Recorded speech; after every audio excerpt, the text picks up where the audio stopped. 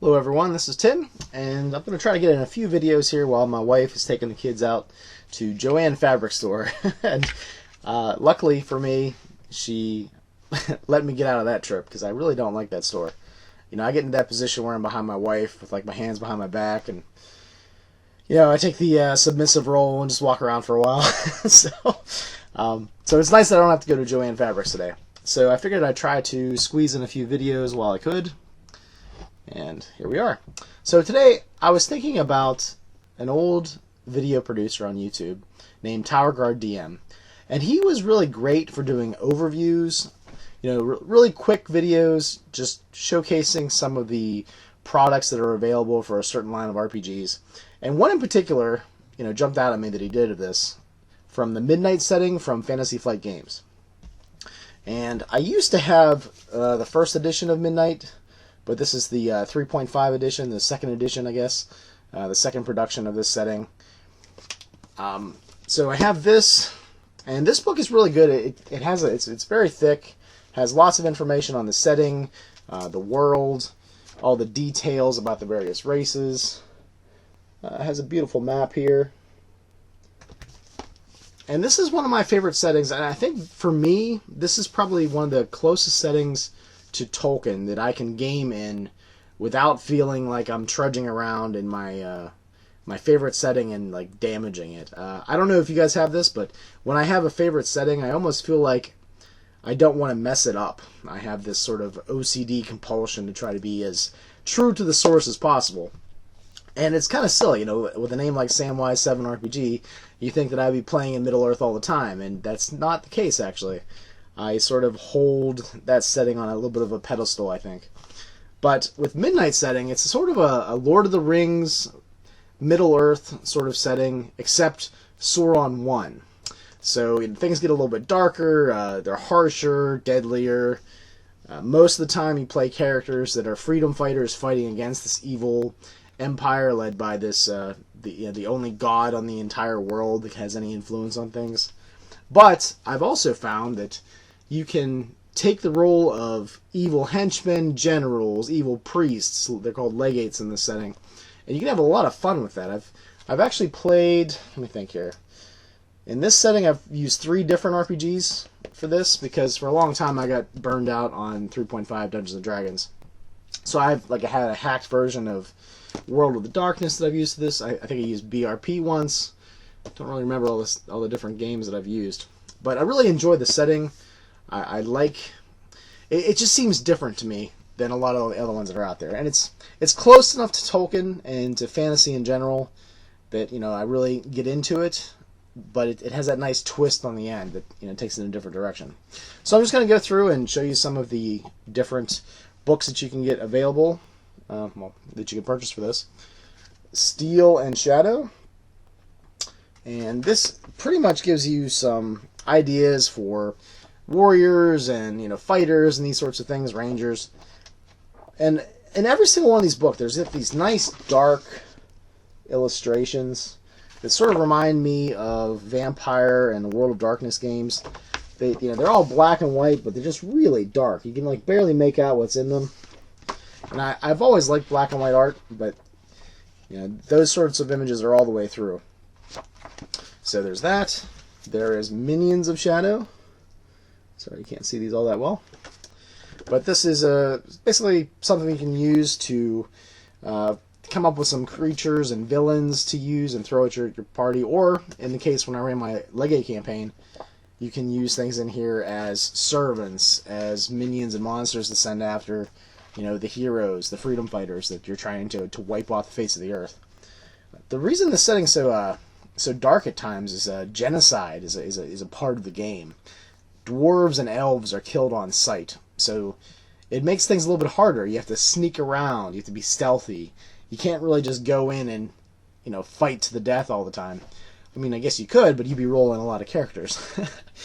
So yeah, look at this. I don't even know. There's this thing on the front here. I don't think you can really make it out. It's got this cage head with all these little tendrils at the top. It's really impressive looking. All right, the next one is Legends of Shadow, and all these titles have shadow pretty much in them. And this has the 5 avatars of Eridane. And this was a pretty good source, too, for what I was doing. Because I was trying to figure out what the Night Kings were, who they were, what they were about. The Night Kings are these sort of very powerful, sort of ring wraith-esque sort of characters in this. There's also a very powerful elven sorceress. And they're very, very powerful. They move around. There's lots of politics around them, and that's the one thing I really liked about this book, is you can see where the power bases were, how they interacted with each other, what they thought of each other, who served them, and how they interacted with one another. So yeah, that was a cool book. This was a campaign that I tried to run for a while, so I got my bookmarks in here. Under the Shadow. And this is set in Baden's Bluff. It's one of the major cities where the freedom fighters have a little bit more control. They have a way to band together and to, kill off people that are in charge that are, very corrupt, and they're harming the people. So this is nice because it's a city campaign, and you can set a campaign here. The only problem with my campaign is after about 6 sessions, they decided to leave the city, and all my prep was right here, But it was a lot of fun while it lasted. I did other things with them, all these other different books, but, I was a little disappointed when they left the city. But this is great if you want to run a city campaign, and it has a lot of, you have to sort of emphasize right off the bat with your characters if they're playing the good guys. You can't do anything overt. If you draw attention to yourself, it's going to be not a good thing for you. There's a lot of evil things in here. Like there's a giant wyvern that basically just hangs out at the top of the town. I think there's a giant tower, like structure, if I can find it here. But yeah, so there's lots of things that can swoop down on you, literally, if you draw attention to yourself. And that's what my player characters did in that campaign. So they had to make it out of Dodge to survive. So, I really can't hold it against them. They just had to make better decisions, I guess. The next one is Heart of Shadow. And this goes into the bits about the orcs and where they've come from, the different evil things that produce the orcs. They're sort of Isildur's chosen race. They get these euphoric nightmare vision dreams at night, every night, so they have this strong connection to their deity. And I guess I should go into the sort of mythology of the setting, is that the god Isildur was hurled down to Earth, and when it did that, it separated all of the good deities from the realm. Something that the other gods didn't foresee. So the only god that has any influence on this setting is Isildur. So, not a good situation to be in if you're a mortal. The only god that can grant prayers, can heal, any of that stuff is an evil deity who's trying to, commit genocide and just take over the entire world. The next book is Hand of Shadow. And this is a little bit more interesting because it goes into things and talks about, there's new racial rules and backgrounds, and if you're not using 3.5, some of this stuff doesn't really matter. But there's nice plot hooks in here for evil campaigns, and evil characters and what you can do with them. So that really helped out when I was doing that Isildur, the Legate Evil Cleric campaign. And that was another interesting campaign as well, because it was one of the few campaigns I've run where all of the characters are the same class. They were all clerics. They were all legates. But it was interesting to see the dynamics and the political machinations of the various characters, how they fought against each other to try to climb the hierarchy to the power at the top. So that was cool. Hammer and Shadow talks a lot about the dwarves that are slowly dying. They're fighting this dying battle against these orcs that just keep pummeling them, coming at them. They're losing the battle, but even though they're killing off more orcs than they're losing in dwarf numbers, they're just slowly dwindling out. They're slowly being, brought to the brink of extinction. So it talks a little bit about dwarves and, various things that dwarves can do, craft items, and so forth. The next is another source book for a city. It's called Steel Hill. Can't pronounce that. Another great book that you can use to have another power center. If they're if you're having a city campaign, they can come to this city to see what's going on. But it's really it's really dark because they're sort of enslaved there. They just produce all of these items for the machine of war, Isildur's marching armies, and they're just cranking out all this stuff for him. So it could be a cool place to try to start a rebellion, to become gremlins in the system and try to disrupt things from within, disrupt supply lines perhaps. And another thing I guess that should be emphasized with Midnight is that it's really about small victories. It's not about winning the war, because that goal seems just beyond reach. It's about winning a part of a battle, or harming a general that's been really cruel to the people. So you sort of have to you have to settle a little bit. You have to bring your expectations down in Midnight. And I like that dark sort of despair that finds itself in these sorts of games. And this might not be something you could run all the time. Maybe this would be something you do different.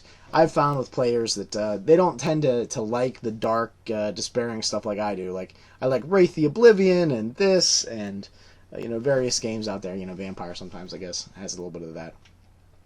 But yeah, don't get your chocolate ice cream and put chocolate syrup and chocolate sprinkles on top. That's the problem I have at times. Like Lamentations of the Flame Princess. I've run that for people, and they didn't expect how dark it was going to get. And this campaign, if you run something in Midnight, could get that dark. It could be laced with despair. So sort of maybe warn your players before you go in. All right. The next one talks about Arenland. This is the main human populated area, pretty much in the center of the map there. And it goes into details about different parts of it, NPCs you can use, the history, so on and so forth. Haven't really used that one a lot. The next one, you can see whenever I use a book, I got all these bookmarks in here, is The City of Shadow. And this book, I think, could probably only really be used if you are running an evil campaign. It is the source book for Theros Obsidia, which is basically the Dark Tower of Arendane, or the Midnight setting. This is where Isildur dwells, his dark, brooding spirit. And they go into lavish detail about the various levels of the tower, every single place you can go. Some of the levels, I guess, deep down, could be fleshed out by a GM. But, here's the keep that goes around it. This place is just a beehive of evil and evil denizens, and to be a party of adventurers that were going to go slog it out and try to, kill off everything that's in these rooms and corridors would be impossible. You'd be swarmed and slaughtered probably within an hour. But if you are an evil character, like a legate, for instance, or maybe like an orc general that is coming to report, this would be an interesting sight to have. You could have an entire campaign set within the Dark Tower, trying to move up to the next level, or the next power level of the hierarchy, trying to get closer to the spirit of Isildur, maybe being able to sacrifice at the black mirror that dwells at the secret location in the tower itself. But I use this a lot for my Legate campaign, so I suggest if you use that, you can do that. The last one that I have is Crown of Shadow, and this is the only official campaign for Midnight, the only production of that. This one's actually pretty beat up because I've used it a couple times. This is more for if you have like a freedom fighter set of characters. They're basically traveling around the campaign setting, so you get little glimpses of various parts of the world and how it all works together. But yeah, for a starting campaign, I think this is a pretty good place to start.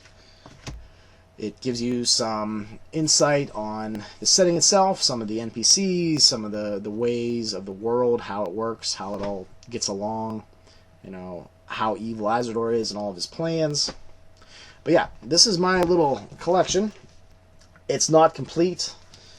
The the OCD collector gamer, comic book guy in me is screaming out for a couple more books, but it's most of it. It's a good chunk of it. It's enough, definitely, to run many campaigns in it, many different types of campaigns. So yeah, that's my overview of Midnight, and this is a shout out to Tower Guard DM if you're out there watching. This video is inspired by you, and as you can see in the background, I got all my clutter and books and so forth. I put some art up on the walls. But yeah, guys, that's pretty much it. I will talk to you later. Hope you enjoyed this overview of the Midnight setting by Fantasy Flight Games.